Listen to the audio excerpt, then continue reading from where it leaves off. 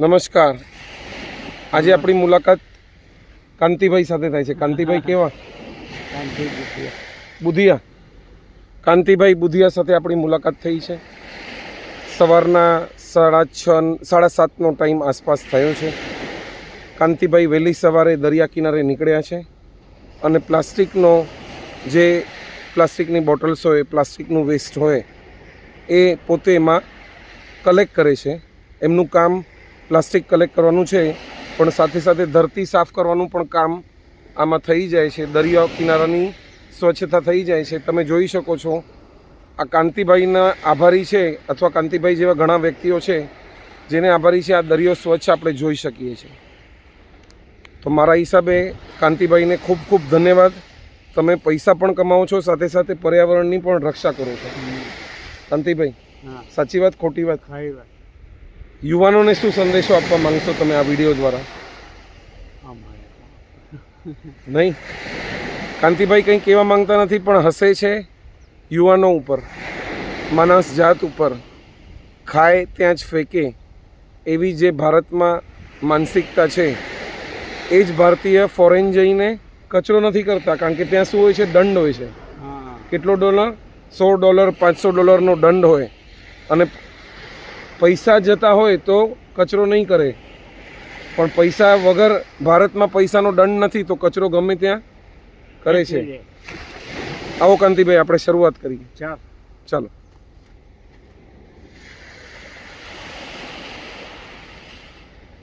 ખરેખર the rag પિકર્સ કે જે બી કચરો વીણવાવાળા હોય એ ખાલી કચરો વીણવાવાળા નથી, પણ ખરેખર તો સફાઈનું મહાઅભિયાન જે નરેન્દ્ર મોદી સાહેબનું છે, આપણા પ્રધાનમંત્રી શ્રી નરેન્દ્રભાઈ મોદીનું જે અભિયાન છે એને સાર્થક કરનારા અને ખરેખર જીવી જાણનારા લોકો છે.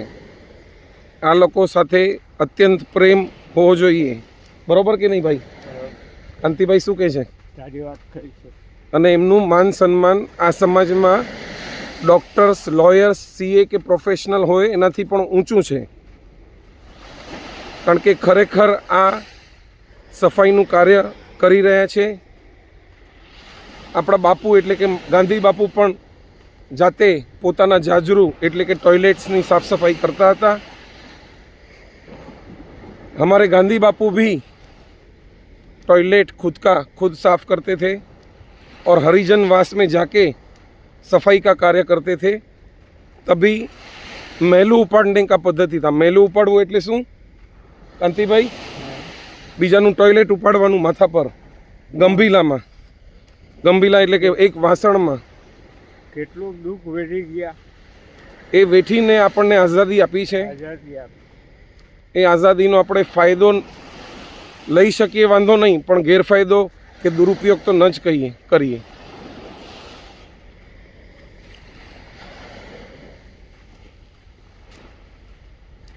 બાંબુ બી કમાવશે.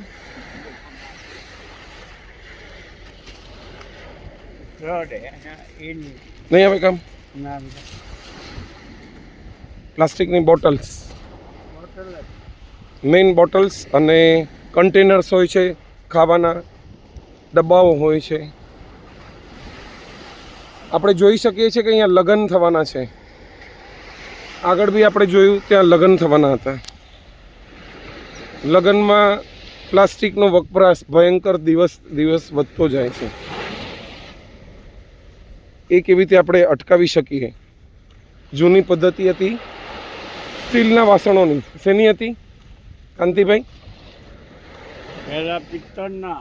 પહેલા પિત્તળ અને તાંબાના કાંતિભાઈ કે છે વાસણો હતા. लोग पित्तल और तांबे के वेसल्स वापरते थे, यूज़ करते थे. अभी स्टील भी गया और प्लास्टिक आ गया. लेकिन चारों में अंतर यह है कि पहले 3 सफाई पानी से करके वापस 500 बार, 1000 बार, 5000 बार यूज़ होता था. और ये प्लास्टिक एक बार खा के आदमी फेंक देता है. इसके लिए जो मुहिम उठनी चाहिए वो मुहिम लोगों को ही सार्थक कर पाएगी. सूरज उगने वाला है, ऐसे भी भारत में भी ऐसा एक सूर्योदय हो जो भारत के हर बीच, हर रेलवे स्टेशन, हर कोने कोने को स्वच्छ करके रखे और पूज्य गांधी बापू, महात्मा गांधी बापू और पूज्य श्री नरेंद्र भाई मोदी जी का स्वप्न साकार करे और विश्व में जैसे सिंगापुर और जापान का नाम है स्वच्छता में, ऐसे ही आने वाले 5-10 साल में भारत का नाम स्वच्छता के लिए, टूरिज़्म में स्वच्छता के लिए इतना गूंजे कि करोड़ों लोग भारत आके उसकी स्वच्छता का दर्शन कर सकें। ये बीच भी इतना ही स्वच्छ है, एक भी कचरा नहीं है ये बीच में, एक्सेप्ट थोड़ी बोतलें, क्योंकि ये प्राइवेट बीच है। आप यहाँ देख सकते हैं कांति भाई का मुख्य व्यवसाय मच्छीमारी का है, यानी मछलियाँ पकड़ना। तो इधर 2 मच्छीमार ऑलरेडी है, आ लोग पकड़े છે મચ્છી, મચ્છી પકડ્યા એ लोग मछली पकड़ रहे हैं। આ તમારા જોડીદાર છે બધા? આ તો હમ આ ગામના વતની જ બધા। તમારા બધા ફ્રેન્ડ્સ હશે ને? હા, इनके फ्रेंड्स ही है, એ લોકો આ કામ નથી કરતા આ લોકો આની કામ કરે, આ મચ્છી પકડે, પણ પકડાઈ જાય આટલા પાણીમાં પકડાઈ જાય મછલી? આ માછી પકડે દૂધ જોતા ખરું।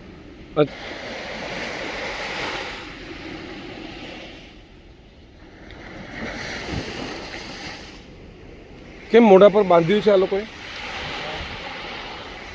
સૂરજ ઉગી ગયો છે, સનરાઈઝ હેઝ બીન હેપન્ડ, ઠંડી લાગે એટલે ઠંડી લાગે છે એટલે મોઢું બાંધી રાખ્યું છે, ઠંડી ઘૂસી ન જાય અંદર. Because of sunlight we cannot see the sun, but sun has risen. It's excellent day today. I cannot explain the words in words the view of this beauty. The nature itself shows. Yeah, it was caught. The sunrise is caught. This is the perfect view of sunrise.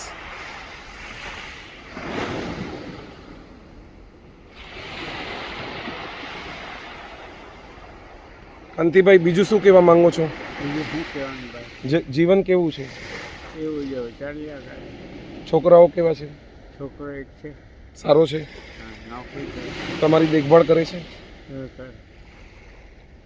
सभी माँ बाप बच्चे लोगों को कांति भाई संदेश देते हैं कि उनका लड़का तो उनका सेवा कर रहा है, लेकिन जो लड़के अपने बुढ़ापे में, माँ बाप के बुढ़ापे में सेवा नहीं करेंगे तो उनको एक पंक्ति गुजराती की याद रखनी है, जब पिंपड़ पान खरंती तब हस्ती कुंपड़िया। हम वीती तम वीत से धीरज रहो बापूडिया। वाह, धन्यवाद ધન્યવાદ ધન્યવાદ. તમે તો ભણેલા બી છો, તમને બધું આવડે છે.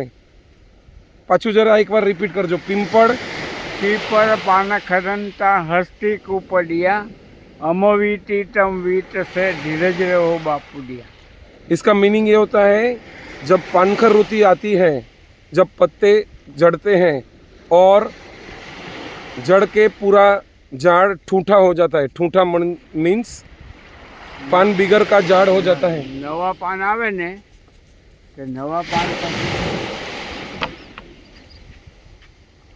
मछली पकड़ने के लिए जाल बिछाई गई है, कई मछलियां पकड़ी गई हैं।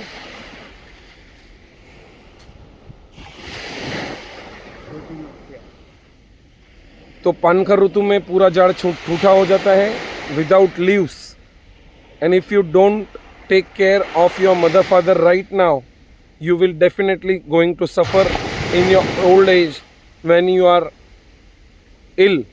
Nobody is going to take care of you, though you may hire people as servant, but the feelings they will not never ever be able to share with you. હમણાં આવ્યો કેમ? નમસ્કાર ભાઈ, તમારું નામ શું છે?